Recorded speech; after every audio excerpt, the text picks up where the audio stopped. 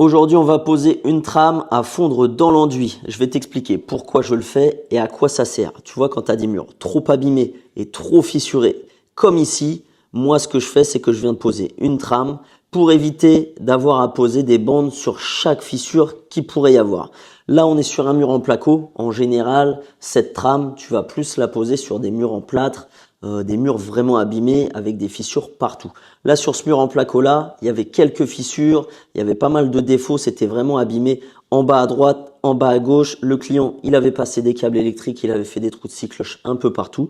Donc, j'ai préféré poser une trame à fondre dans l'enduit pour éviter d'avoir à poser des bandes sur chaque fissure, chaque trou de scie cloche, etc. J'aurais passé plus de temps et j'aurais eu un résultat peut-être que j'aurais oublié quelques fissures à certains endroits. Donc j'ai pris la décision de poser une trame à fondre dans l'enduit pour gagner du temps, pour avoir quelque chose de vraiment nickel, un support uniforme, sans fissures, qui ne reviendront pas dans le temps parce que là c'est sûr à 100% que j'ai oublié aucune fissure.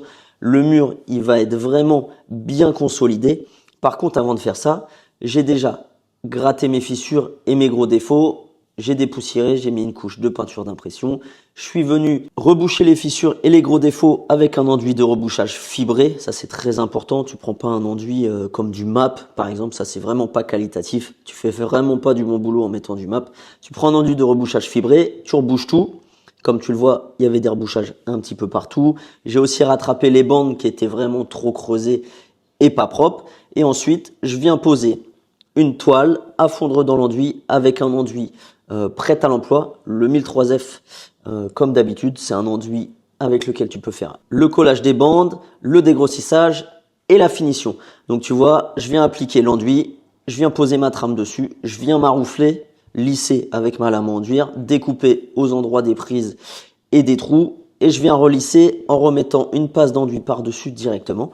Ensuite, il n'y aura plus qu'à venir remettre 1 à 2 passes d'enduit croisées, venir poncer et peindre et on aura vraiment un résultat nickel, sans fissure, sans défaut, sans problème qui reviendront dans le temps. On aura vraiment un support vraiment nickel et lisse, totalement lisse. C'est pas une toile de verre à motif qu'on verra par la suite, c'est pas une toile qu'on colle avec de la colle à toile de verre qui risque de se décoller dans le temps. Là, c'est vraiment fondu dans l'enduit et il n'y aura aucun problème par la suite. N'hésite pas à me dire si toi, tu utilises cette méthode, si tu connais cette méthode et si tu trouves que cette méthode est utile.